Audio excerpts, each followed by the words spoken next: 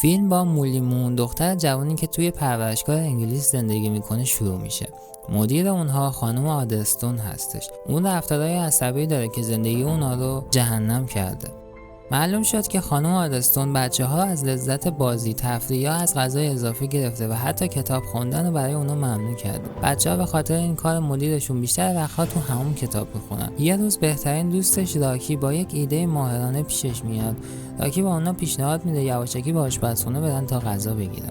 مولی ذاتاً عاشق داستان و ماجراجویی هست، به خاطر همین سریع با این حرف موافقت میکنه و به آشپزخونه میرن و غذا رو میدزدن و با بقیه بچه‌ها تقسیم میکنن. وقتی میس آدلستون از راه میرسه و به آشپزخونه میره، متوجه کار بچه‌ها میشه و اونا رو به خاطر کار زشتشون دعوا میکنه و بچه‌ها خوشحالیشون تبدیل به ناراحتی میشه. مولی فداکاری میکنه و میگه دزدیدن غذا کار من بوده، به خاطر همین آدلستون به شدت اونو دعوا میکنه و به مدت 1 هفته تمیز کردن حمام توالت رو به اون میسپره و بقیه بچه‌ها رو تنبیه میکنه و اونا رو مجبور میکنه در طول هفته فقط سوپ ماهی بخورن. فردا موقع صبحونه مولی به کاغذ مسابقه استعدادیابی نگاه میکنه و به راکی میگه که باید شرکت کنه. یه دختر پررو به نام هیزل اونا رو مسخره میکنه و به مولی میگه که خیلی تو بچه‌ای و همون موقع آدلستون وارد میشه. وقتی میبینه که کاغذ استعدادیابی دست مولی، عصبانی میشه و دوباره شستن کارهای خودش رو به خاطر تنبیهش به اون میگه. مولی باز یاد حرفای دختر پررو میفته و ناراحت میشه. خانم ترینکلبری سرایه‌دار مدرسه با ناراحتی به سمت مولی میاد و اونو آروم میکنه. مولی میگه که اون بچه رها شده است و خانواده‌اش اونو نمیخواستن.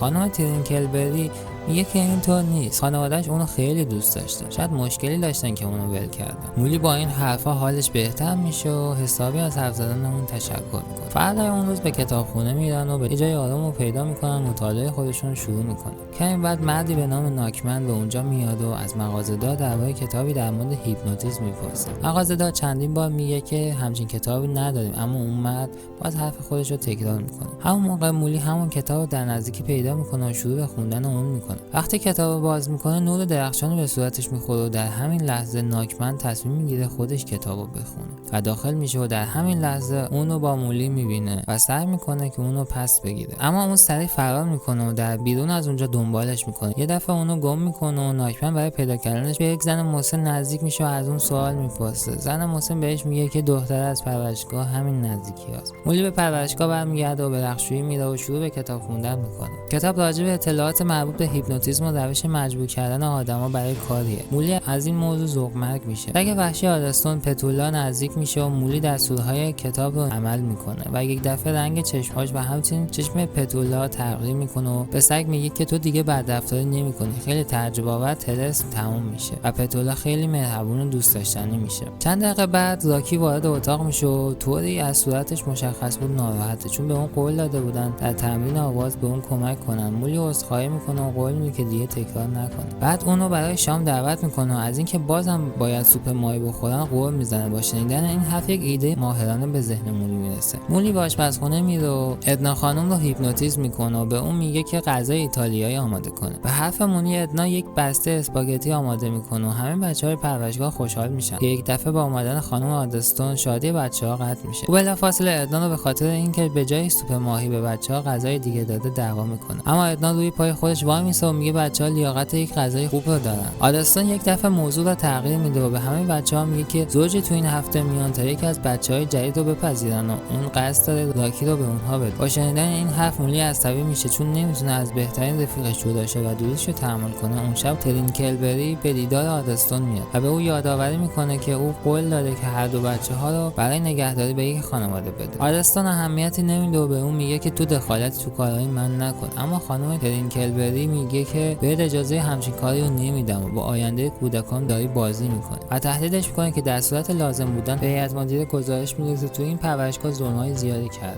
تو این موقع ناکمن با مادرش در تماس ویدیویی صحبت میکنه و به اون میگه قصد داره از یه بانک دزدی کنه. معلوم میشه که مادرش نیز یک دزد است و به اون میگوید که دست به دزدی‌های کوچک بزنه. با این حال او اصرار میکنه که میتونه با کمک کتاب هیپنوتیزم این دزدی از بانک رو از بین ببره. اون در مورد مولی به اون میگه و اصرار داره به هر حال کتاب از اون پس بگیره. فردای اون روز ناکمن به پرورشگاه میاد و وانمود میکنه که دنبال کار میگرده. آدلستون بلافاصله به اون میگه که وظیفت اینه که مخزن فاضلاب رو تمیز کنی. اون با پررویی شروع به کار میکنه. اون شب مولی کل کتابو میخونه و تمام میکنه و اطلاعات زیادی در مورد هیپنوتیزم میفهمه. و همین حال آندرسون نقشه ماهرانه برای خلاص شدن از شر دوشیزه ترینکلبری طراحی میکنه و از اون برای درست کردن لامپ از اون کمک میخواد و با خوشحالی قبول میکنه. با این حال به محض اینکه خانم ترینکلبری برای درست کردن لامپ از روی صندلی بالا میاد، آندرسون اونو از پله به پایین هول میده و اونو به شدت زخمی میکنه. اون برای مدتی که مشخص نیست تو بیمارستان بستری میشه. روز بعد تو مسابقه استعدادیابی لاکی از مولی میخواد که اونو حمایت کنه تا عصبی نشه. مولی به اون میگه که تو اول برو، قول میدم به زودی بیام پیشت. وقتی لاکی میره، مولی به دفتر آدستون میره و بعد کمی صحبت کردن چشماشو روی اون قفل میکنه و با موفقیت اونو هیپنوتیزم میکنه. مولی به اون میگه که از این به بعد با بچه‌ها باید مهربون رفتار کنه. علاوه بر این، مولی از اون میخواد که به جای لاکی هیزل را برای نگهداری به خانواده‌ای بده و آدستون سر موافقت میکنه. تو همین لحظه لاکی با خوشحالی منتظر مولی در مسابقه استعدادیابی. وقتی مولی نمیاد، با ناراحتی برای اجرا روی صحنه میره و با این حال اون به زودی دچار عصبی شدن میشه و مجبور میشه قبل از اجرا کنار بکشه. بعد از کنار کشیدن مولی به نمایش میاد، اما خیلی دیر شده بود. رقابت تمام شده بود و لاکی قبلا از اونجا رفته بود. در صحنه بعدی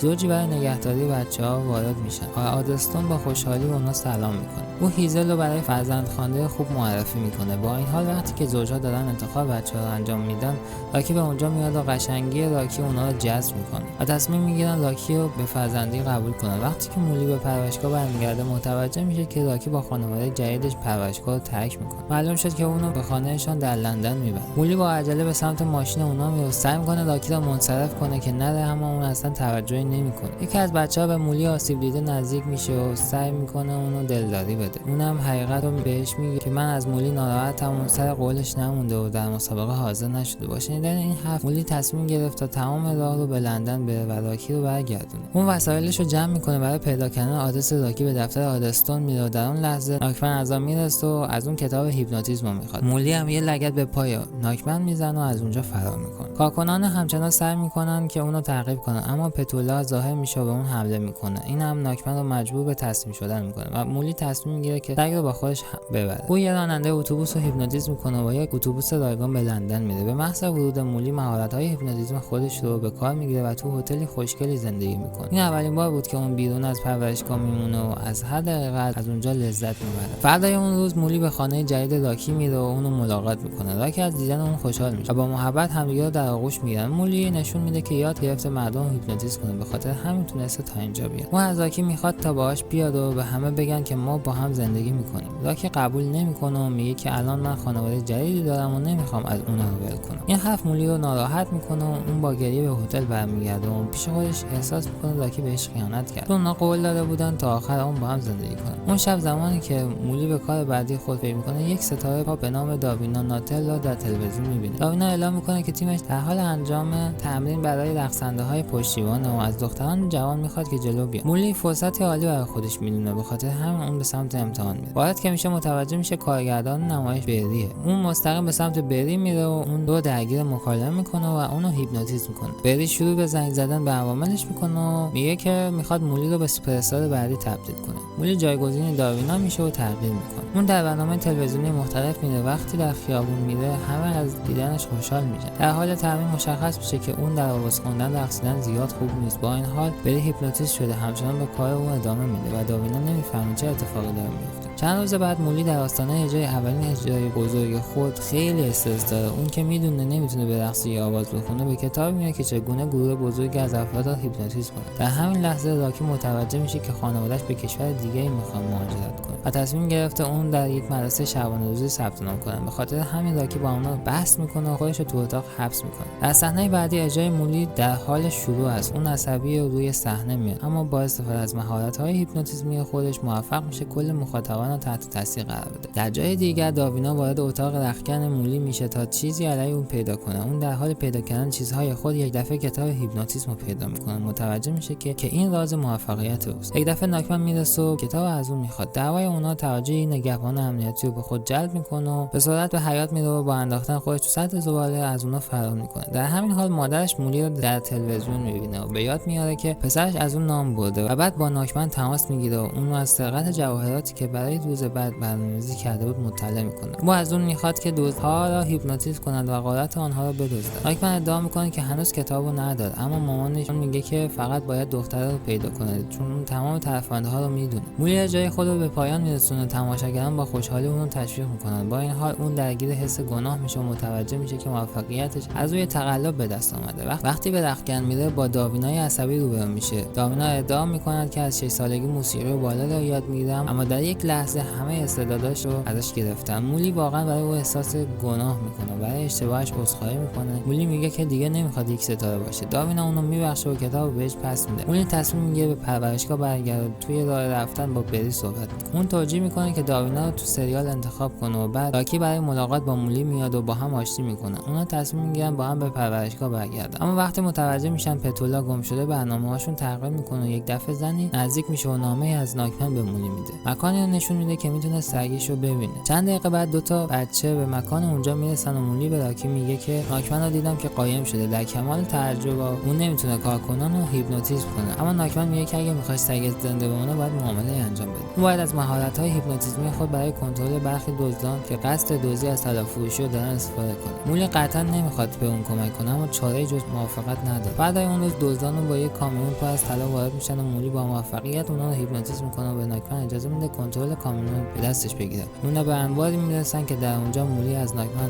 درخواست میکنه که سگش رو آزاد کنه چون معامله اونها تمام شده. اما اون حرف مولی رو رد میکنه و سگش رو تو قفس میبنده و سعی میکنه طلاها رو نگاه کنه، اما میفهمه که گاو صندوق فقط از روش تشخیص چشم باز میشه. بعد دو دزد جدید وارد میشن و نایکمن رو ناتوان میکنن و اونها نقابشون رو برمی‌دارن و نشون میدن که مادر نایکمن معشوقه او هست. معلوم میشه که اون به پسرش خیانت کرده چون اونو بیفایده میدونه. بعد اونو همراه 2 نفر دیگه در قفس حبس میکنه و بعد از این مولی رو مجبور میکنه از مهارت‌های خود برای دزدیدن سیستم امنیتی استفاده کنه. حالا که بالاخره به طلاها دسترسی پیدا کرده بودن، مادر معشوقه شروع به شادی میکنن و در حالی که حواسشون نیست راکی مخفیانه با آینه به مولی نزدیک میشه. اون با انعکاس چشماش در آینه از اون میخواد که جعبه امن رو قفل کنه. مولی این ایده رو خیلی دوست داره و درست وقتی دزدا وارد قفس میشن با مهارت‌های هیپنوتیزمی خود قفسش رو میبنده. این باعث میشه که اونجا به دام بیافتن و جایی برای رفتن نداشته باشه. بعد پلیسا به محل حادثه میرن و اونا رو دستگیر میکنن. روز بعدش 2 نفر با هدیه‌های زیادی برای بچه‌های دیگه به پرورشگاه برمیگردن. اونا متوجه میشن که آدرسون استفاده داده و اونا رو کنجکاو کرده که چه کسی الان پرورشگاه اداره میکنه. تو اون لحظه دوشیزه تینکلبری رو که کاملا خوب شده بود میاد و اعلام میکنه که قرار است از اونا مراقبت کنه. در صحنه آخر مولی برای بازگرداندن کتاب به کتابخونه میرسه و اونجا متوجه میشه که کتابدار عمدن کتابو گذاشته بود تا اونو پیدا کنه. مولی میپرسه اون کیه، اما بازم پاسخ میده اون فقط یک کتابدار است و داستان در همینجا تمام میشه. امیدوارم از این ویدیو خوشتون اومده باشه. لایک، کامنت، سابسکرایب یادتون نره.